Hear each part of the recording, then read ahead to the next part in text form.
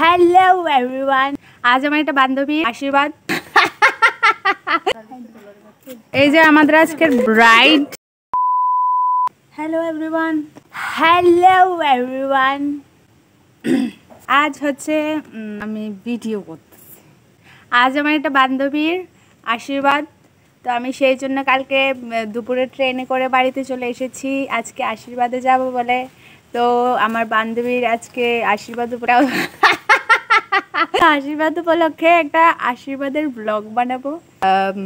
বান্ধবী অনেক তাড়াতাড়ি বিয়ে করে নিচ্ছে, জানি না। তো বান্ধবী হচ্ছে আমার স্কুল ফ্রেন্ড, আমরা একসাথে 9 থেকে 12 অবধি পড়েছি। তো আগরতলাও ও অনেকদিন ছিল। তো চলো পুরোটা ব্লগ দেখবে তোমরা সবাই, আর কি করি দেখবে। আমার মার জন্য আমি ভিডিও করতে পারছি না, শি ইজ লাফিং অ্যাট মি। বকবক করতে করতে আমি স্নান টান করে এসে গেছি, আর এখানে আমি ভিডিও করছি একদিকে, দেখছি আরেকদিকে, আমি জানি না আমি কি দেখছিলাম। তো চলো আজকে তোমাদেরকে আমাদের ঠাকুর ঘরটা দেখাই। তো সেদিন ছিল বৃহস্পতিবার, সেই জন্য ঘরটা বসানো, মানে এখনো ঘরটা বসাইনি, মানে সাজিয়েছিলাম ঘরটা। এই যে আমার পুজো এখন হয়ে যাবে, তারপরে ড্রেস পরবো, সাজু করবো।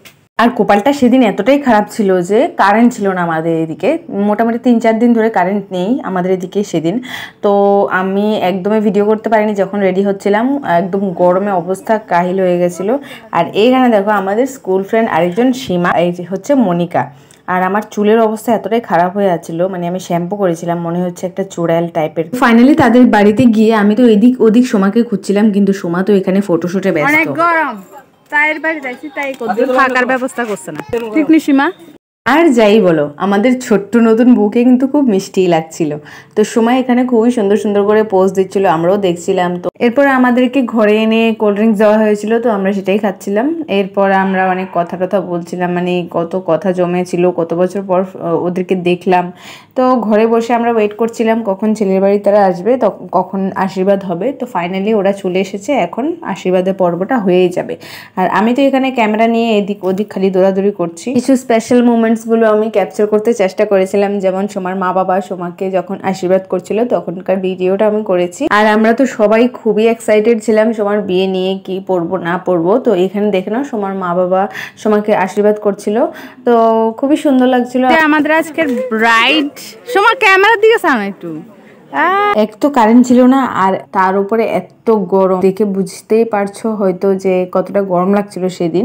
আমরা কি করব, তো সেখানে অনেকটা গরম লাগছিল, তার জন্য আমরা রাস্তায় এসে গেছিলাম। রাস্তায় এসে আমরা একটু ঠান্ডা বাতাসটা ফিল করছিলাম, আর সোমা ওই সাইডে ফটোশ্যুট করছিল। তো আশীর্বাদের পর্বটা এখানে শেষ, এখন আমরা খাওয়া দাওয়া করে বাড়িতে চলে যাব। তো খাওয়ার পথে বসে গেলাম, প্রথমে তো মিষ্টি দিয়ে দিয়েছে, এরপরে আমরা আবার মেন খাওয়াতে চলে যাই। যা যা থাকে মেনু আমি এক্সট্রা করে শেয়ার করেছিলাম, তো এখানে আর তেমন কিছু বলছি না, সবাইকে দেখাচ্ছি।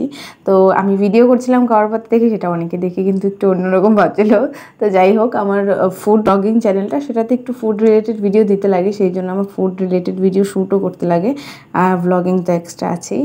তো আর যারা যারা জানো না আমার ফুড ব্লগিং চ্যানেলটা, সেটা অবশ্যই ইউটিউবে গিয়ে স্মাইল উইথ পম্পি দিয়ে দিলে এসে যাবে। তোমরা অবশ্যই যদি ভালো লাগে সাবস্ক্রাইব করে নিতে পারো। 1.5K হয়ে বসে আছে, প্লিজ 2K করে দাও তাড়াতাড়ি। আর এইখানে আমরা সবাই মিলে ভাতটা খেয়ে আবার গল্প গুজব করছিলাম। তো এই ব্লগটা এখানেই শেষ, দেখা হচ্ছে নতুন ব্লগে। If you liked it then don't forget to follow and subscribe.